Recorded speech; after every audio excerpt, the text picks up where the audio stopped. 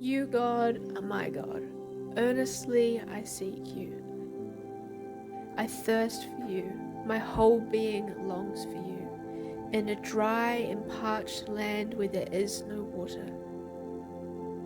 I have seen you in the sanctuary, and behold your power and your glory.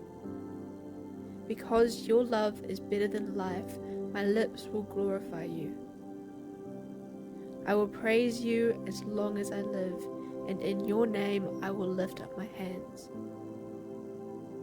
I will be fully satisfied as with the richest of foods. With singing lips my mouth will praise you.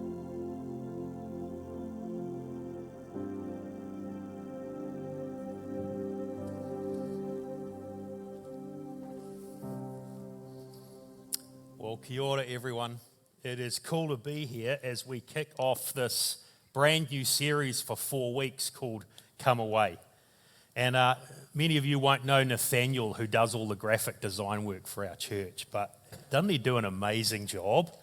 For each of these, I think he deserves a round of applause. For each of these 4 messages in the series, he's produced these awesome looking posters, kind of like the old travel kind of look, and this invitation for us to come away.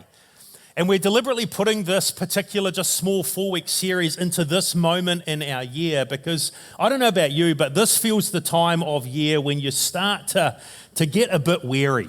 You know, we're eight months through the year, but that still means there's 4 months to go till summer holidays. And we've just come through the bleak winter season, which is, I think, the worst season of all. You know, and so we've survived to this point, but here we are, and there's still 4 months till summer, and it's a pretty tough time, I think, when many of us are feeling pretty tired and pretty haggard. And it is no coincidence that in the last 10 days or so, an email pops up in my email box from Air New Zealand advertising the Pacific Islands. Because they know this is the time when the thought of paying some serious money and getting over to a beach in Fiji or Samoa is kind of like the thing that you would love to do, isn't it? And so we want to take this 4-week series to consider a beautiful invitation of Jesus. Hey, come away. Come away. The invitation actually comes from, I don't know if you can see that, but it comes from Mark chapter 6, verses 30 to 31. Jesus' ministry is increasing, his popularity is growing, the crowds are flocking to see him. He has just sent his 12 apostles out to do ministry in pairs, and they are coming back and they are full of excitement about what has happened as they have shared the message of the kingdom as Jesus has taught them to do. Opposition is growing, and in the middle of all that is happening, Jesus is now grieving because he has just heard in the middle of all of this the news that his cousin John the Baptizer has just been executed by King Herod. It is all on. And then as his apostles come back, here's what we read in the Gospel of Mark chapter 6 verse 30. It says, the apostles gathered around Jesus and reported to him all that they had done and taught. And then because so many people were coming and going that they didn't even have a chance to eat, imagine that, they're so flat out, Jesus said to them, come with me by yourselves to a quiet place and get some rest. Isn't that just a staggeringly beautiful invitation? Come away with me by yourselves to a quiet place and let's just rest. And that in a sense is what this 4-week series is. It's an invitation to just come away with Jesus, to just slow down in this moment of the year when we often can feel quite weary, to just come away. And for each of these 4 messages in this series, we're being invited to come away to a particular place. So this first one for us is a place to refresh. Come away to a place where we can just refresh our souls. And we're going to do that by jumping back into the Old Testament. I loved Hannah's comment that the kids have been stuck in the Gospels and they're finally being freed into the Old Testament. Well, we're going to jump into the Old Testament today as well, to the ancient songbook of Israel, the Psalms. And I want to look with you at a stunning psalm, Psalm 63. So the words as we go through the psalm will not be on the screen, but if you want to have it open in front of you in a Bible or on your app, on your phone, then I welcome you to do that. Psalm 63. Try and say that properly. When I think of a place to refresh, I think of driving north every summer. Rochelle and I jump in the car full of everything, no kids anymore because they drive themselves, but it's still a loaded car, and we head up north up this brilliant motorway that gets us all the way to Warkworth these days before it goes back down to one lane each way. And then we wind up the Brynderwen Hills. Hopefully the road is open and isn't closed by a slip. And we get to the top of the Brynderwens. And as we come over the peak of the Brynderwens, there is this beautiful tapestry of Northland in front of us. There's the Whangarei Heads just in front with a beautiful harbour. There's this picturesque farmland down beneath the Brynderwen Hills themselves. And then there is this stunning coastline, this beautiful long beach that begins up near the refinery, but it comes down through Ruakaka and ends in the destination where we're heading called Waipu Cove. And every year we go to this place to refresh, Waipu Cove, where for 10 days we will enjoy the simplicity of tenting. For 10 days we will eat gorgeous barbecue food every day. For 10 days, Rochelle and I will take our morning coffee and go and sit up on our seat. It doesn't have a name on it, but it's ours. And we sit up on our seat and we look out across the still waters of the cove. For 10 days, we'll walk the beach, we'll play sport, we'll read books, we'll jump into the water and cool off. And it's our place to refresh. And each year, as we head up the Brynderwens and as we drive over the peak, Rochelle and I do the same thing virtually at the same moment. We do this. Because we're about 20 minutes from Waipu Cove. We're almost at this place to refresh. And there's just this deep-seated, satisfied sigh. For centuries, that has been the response as God's people have read Psalm 63. There's something beautiful in these words that invites us to just sigh deeply, because God in these words offers us a place to refresh. It's an invitation to find our refreshment in God alone. This stunning psalm all builds off the opening verse. Verse 1 is the key and the heart to everything that David is going to say in this beautiful song. Here's what verse 1 reads like. You, God, are my God. Earnestly I seek you. I thirst for you. My whole being longs for you in a dry and parched land where there is no water. This opening verse is both a statement of confidence and a statement of need at the same time. So David begins with this incredible statement of confidence in that opening line. You, God, are my God. It's an incredible statement that opens of faith and trust in God. But then it's immediately followed by this statement of incredible need. I seek you. I thirst for you. I strive for you. I want you.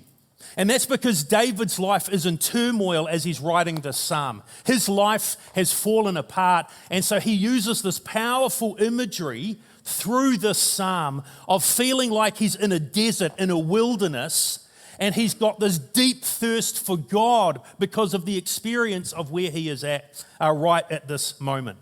And that's actually literally true for him. Some of the Psalms, not all of them, but some of them will have a little heading at the top, and Psalm 63 does. Here's what it says. Psalm 63, a psalm of David when he was in the desert of Judah.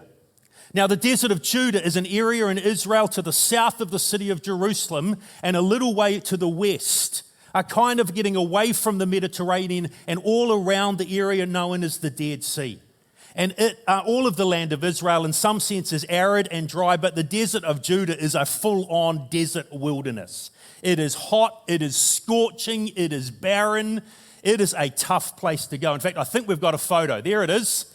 That's where David is as he is writing Psalm 63. That is what the desert of Judah looks like. And even today, if you go there, which I would love to do one day, if you go there, you are told that you need to take gallons of water with you, because it is a pretty tough place to be. Now, David had been forced to flee to the desert of Judah twice in his life. The first was as a young man, when he was on the run for his life from King Saul. Saul was the first king of Israel. David had been anointed to become the second king of Israel once Saul had died, and Saul was not happy. And so he began to hunt David, and David becomes a fugitive on the run for his life for years. Possibly a decade of David's life is spent hiding in that place, the desert of Judah on the run. Years later in his life, he will end up back there again. Once he's been king on the throne for a number of years, one of his sons, called Absalom, will lead a coup, and he will seize the throne from his father, and David will go on the run for his life once more, and he ends up back in this same neighborhood again, the desert of Judah. And so Psalm 63 is coming from one of these two episodes, most probably that second one. Because in the last verse, verse 11, David will reference himself as the king. So it's most probably this time period where he's older in life, he's been reigning on the throne for a significant chunk of time, but Absalom has now seized the throne. There's been a coup, a takeover, and David has been forced to run and go hide in the wilderness just as he had done as a young man. And so he uses this description of this place where he is, and he is geographically, he is physically in this wilderness, in what he calls in verse 1, a dry and parched land, literally a waterless and exhausted land. But he uses that as an image for exactly how he's feeling, metaphorically, how he's doing and feeling emotionally in life right now. Following this opening first verse, the key to the whole psalm, there's these three stanzas. And in each of these stanzas, we're given a bit of a hint about how David's really doing in this moment, that he's feeling like he's in the wilderness in terms of his own soul. So in the first stanza, which runs from verses 2 to 5, David describes himself being what I want to call in the desert of difficulty. So he's already described his circumstance in verse 1. He's in a dry and a parched land. But then he says this in verse 2 at the start of the stanza. He says, I have seen you in the sanctuary and beheld your power and your glory. Now that sounds amazing. That sounds like this beautiful tone of worship here, and it is. He either had a literal vision of the glory of God, or he had this overwhelming sense of awe as he worshiped God in the sanctuary. Now, the sanctuary he's talking about is the tabernacle, which was this portable tent of worship that Israel had used for centuries. But when David had conquered the city of Jerusalem and made it its capital, he had moved the tabernacle there. So the tabernacle, the sanctuary, was now the central place of Israel's life and identity. And David would go there and he would worship God, and he had been seen the sense, had the sense of God's power and glory as he worshipped here. But here's what we can't miss. As David says this in verse 2, it's past tense. He says, I have seen you in the sanctuary. In other words, David is reminiscing, he's remembering about a time when he used to just walk out of his palace and down the roads of Jerusalem and walk into the tabernacle and just worship God. And he can't do that anymore. And I want to suggest, I think there's a poignancy here. I think there's a deep sadness here as David reflects how he used to be able to just go and worship in the centerpiece of Israel's worship of God. He used to just be able to go to the tabernacle and meet with God and sense God, and now he can't do that. Now he's on the run for his life. Now he's far away in the deserts of Judah, and he says, I'm in the desert of difficulty because here's where I am right now. I'm in the wilderness, far from the tabernacle, far from God, far from the place of worship. And you know, that's so often how we feel, isn't it? When our lives have turned to custard, we had a dream, we had a hope, we thought this was where our life would be. We imagined this is what life is going to be in this season. This is what it's going to be like. There's where we're hoping to go. This is the dreams we have. And what we find instead is we're stuck over here in the desert of difficulty. We're far away from where we thought we would be. Our lives have turned out different than maybe we had hoped. And maybe the marriage has ended, or the diagnosis has been given, or the accident happened, or bankruptcy was declared, or that child left, or our health crashed, whatever it is, but we find ourselves in the desert of difficulty, far away from how we thought our life would be. And that's how David is feeling as he writes the psalm. But it's not only the desert of difficulty. You come into the second stanza and you get this another suggestion, another hint. David's not only in the desert of difficulty, he is in the wasteland of worry. He's in the wasteland of worry. Because here's what he says at the beginning of the second stanza in verse 6. He says, "On my bed I remember you. I think of you through the watches of the night." You know what's going on here? He can't sleep.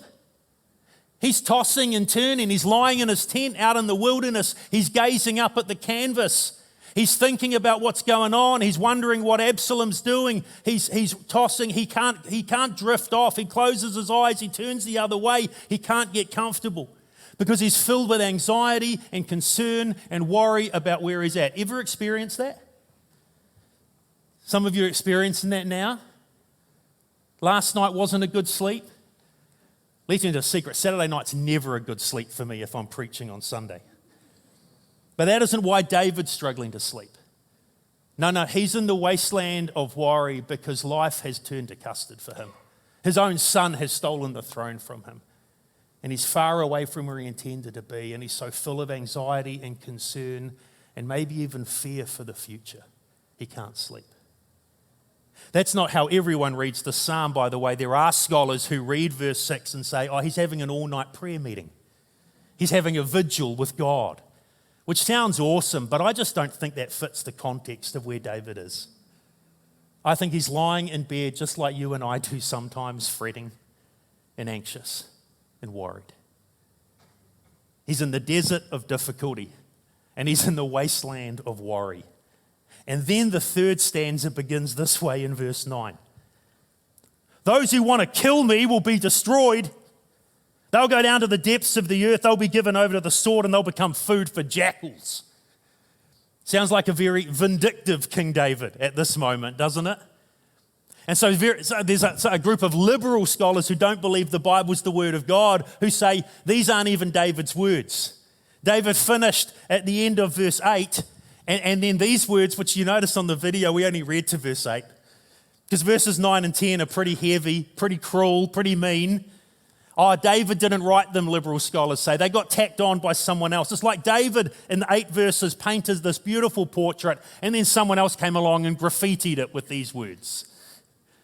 But I don't think this is graffiti. I think this is David's heart. Because as he's in the desert of difficulty and the wasteland of worry, David feels betrayed. David feels let down by people that he trusted. David thought that these people had his back, and it turns out they don't. It's his own son that's stolen the throne. How deeply would that have cut into David's soul? His most trusted advisor, a dude called Ahithophel, has chosen to throw his lot in with Absalom. And while some of the people, as David scurried to leave Jerusalem, while some of the people wept, many of the other people flocked to Absalom and declared him to be king and were celebrating this new king because they were sick of stuffy old King David. And David feels betrayed by people. So he's in the desert of difficulty, he's in the wasteland of worry, and he's in the badlands of abandonment.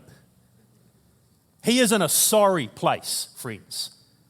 And so David is writing this psalm in a period of tremendous difficulty in his life. So what does he do? Where does he go? And where do we go when we're in the same place? When we are in the desert of difficulty, when our life has turned into something completely different from where we thought we'd be. What do we do when we are in the wasteland of worry, when we can't get to sleep at night because of the concern and the anxiety we feel? What do we do when we feel like we're in the badlands of abandonment and people that we thought we could trust have betrayed us? What do we do? Where do we go? Well, David's already told us where we go and what we do. Come back with me now to verse 1 and let's read verse 1 again. You, God, are my God, and earnestly I seek you. I thirst for you. My whole being longs for you in a dry and parched land where there is no water. See what David does when he finds himself in the desert of difficulty, in the badlands of abandonment, in the wasteland of worry, is he thirsts after God. He goes running for God. He goes looking for God. He craves after God. Because ultimately the place to refresh is not a place like Waipu Cove, it's a person. The person that our souls were created to long for. And David, in this wilderness moment, this wilderness season in his life, he says, where I found refreshment was in the God who made me, and the God who saves me, and the God who forgives me, and the God who loves me. And that's where we are to go. And so David says powerfully all the way through this psalm, when you and I are in the desert of difficulty, thirst for God. When we find ourselves in the wasteland of worry, tossing and turning at night, thirst for God. When we find ourselves in the badlands of abandonment where we feel betrayed, thirst for God. Go running for God. See, friends, this is the key idea of this whole psalm. Thirst for God. Thirst for God because He is the refreshing oasis of our souls. He is the refreshing oasis of our souls. He's the one who quenches our thirst in a dry and parched land where there is no water. See, the picture David is trying to paint for us is that God is like this stunning oasis. Imagine trekking through the desert, the heat beating down, you're so dry, your tongue is sticking to the roof of your mouth, and then you look up and you see this beautiful oasis before you. And maybe you're so water deprived at that point, you wonder if it's a mirage, but as you get closer, it's not.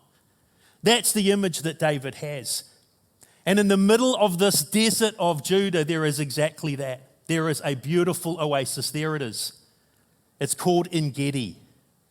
The oasis of En-Gedi. En-Gedi means the springs of the kid or the springs of the goat. And it's because it seems like wild goats would flood to this. And you can still go to En-Gedi today. It is this beautiful, can we have the photo back up for just a few more minutes, a few more seconds? It's this beautiful oasis in the middle of this desert that has got stunning greenery and wonderful shade, cascading water from these springs that never run out, that quenches your thirst. And people, you can still go to it. There's a million visitors a year go to En-Gedi. And what makes this such a stunning, not only is it a gorgeous oasis, but what makes it so stunning and so amazing, it is in the middle of this desert wasteland we saw before. And what David is trying to help us understand is that that is what God can be in our lives when we feel like we're in the wilderness. When we feel stuck in the desert of difficulty, when our life has turned out to be something far, far away from what we thought it was going to be, God can be the oasis of our souls. When we find ourselves in the wasteland of worry, when we can't go to sleep and we toss and turn at night, David wants us to understand God can be the oasis we're thirsting for. When we find ourselves in the badlands of abandonment, when people have let us down, He wants us to know God will never let us down because He is the oasis of our souls. So He says, thirst for God. Thirst for Him.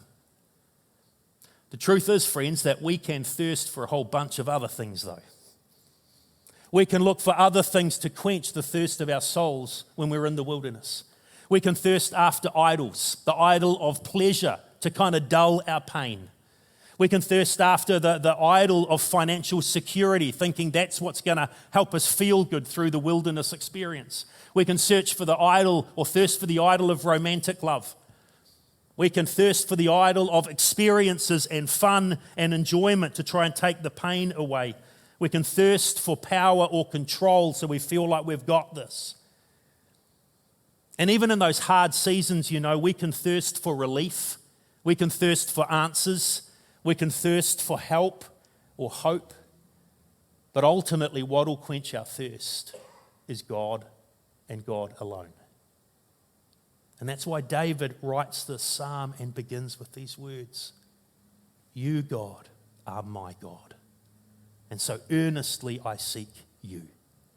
I thirst for you, and my whole being longs for you. David is inviting us in this beautiful psalm to thirst for God because He and He alone is the refreshing oasis of our souls. So when you're in the desert of difficulty, thirst for him. If you find yourself in the badlands of abandonment, thirst for him. If you're in the wasteland of worry, thirst for him. So how do you do that? How did David manage to do that in this wilderness experience that he was in? Well, that's what he's showing us in the 3 stanzas, actually, that make up this psalm. So after this incredible invitation in verse 1 to thirst, in each of these stanzas, he shows us what it is that he focuses on and meditates on in order to help him thirst for God in the midst of this wilderness. So in the first stanza, after he's poignantly looked back and remembered what it was like to worship, here's what he says in verses 3 to 5. He says, "Because your love is better than life, my lips will glorify you. I'll praise you as long as I live. In your name I'll lift up my hands. I'll be fully satisfied with the richest of foods. With singing lips my mouth will praise you." Sounds like he's having a worship time, doesn't he? But now he's not in the tabernacle. Now he's out, in the back blocks of beyond in the wilderness of Judah. And he's turned it into a worship time. How's he done that? We'll go back to the start of that passage we just read in verse 3. Because, he says, your love is better than life. See, David chooses in this moment, in the desert of difficulty, to zero in on the love of God for him. The word love here, in the original Hebrew language that the Old Testament was written in, this is my favorite Hebrew word. You might have heard me speak about this before. It is the word chesed. Chesed. Chesed is the loyal love of God. It's not a romantic-y feeling of love. It is a love that never lets you go. It is the unfailing love of God. And that's what David focuses on here in the desert of difficulty. He chooses to zero in and think about and meditate on this love of God, that even though he's in this desert place, far, far away from where he thought he was going to be at this moment in his life, he is surrounded by and upheld by a love from God that never lets him go. So what David is saying to us is, when we are in the desert of difficulty, thirst for God, because his love will never let us go. And then he comes to the second stanza where he's tossing and turning on his bed in verse 6. And then he says this in the next couple of lines, verses 7 and 8, "Because you are my help, I sing in the shadow of your wings. I cling to you, your right hand upholds me." There's 2 powerful images in these 2 verses. The first, in verse 7, is the image of a mother hen that gathers its young, its chicks, under its wings for shelter and protection. This is an image that is used time and time and time again in the Psalms, that God is like this mother hen that gathers and protects and looks after you and I. Stories are told of situations like forest fires that go ripping through an area. And as people come through afterwards and to clean up the mess, they find the burnt carcass of a mother hen, where the mother hen just sat and allowed itself to be burned to death. And people will just nudge that carcass, move it out of the way with their foot, and all of a sudden, little chicks come out, bounding out, alive and free and protected, because the mother hen gave its life to protect those little chicks. That's the image that David is talking about in verse 7. And then he adds to that in verse 8 by talking about the strong grip of God. He's talking about hands that are clasping, clinging to each other. And he says in verse 8, "I cling to you, God." And that verb he uses is incredibly strong. It's almost like he's saying, I'm super gluing myself to you, God. I'm going to hang on to you in this desert I'm in, this wasteland of worry.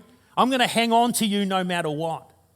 But then in the second line he says, and your right hand clings to me. In other words, you know what? Even if I fail, even if I run out of strength and I can't even cling to you anymore, God, I know you've got me. Like a person who's fallen over a cliff and someone reaches down to lift them up. He's saying, God's got me. He's like a mother hen who encompasses me. It's like the grip of a friend who holds on to me. And even if I can't keep clinging, he's never going to let me go. So what David's describing here is the faithfulness of God. And he says, when you are in the desert of difficulty, thirst for God, because his faithfulness never lets us go. His faithfulness continually, surrounds us. And then finally in that third stanza, when David describes the badlands of abandonment, when he's so angry at the people who have betrayed him, here's how he finishes that stanza and the entire psalm in verse 11.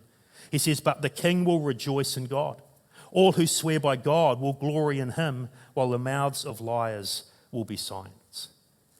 He ends up turning away from his enemies and those who have betrayed him and those who have hurt him deeply to focus on God, this all-powerful God who will see it through in the end. God's going to win. God's going to have the ultimate victory. God's going to get his people home.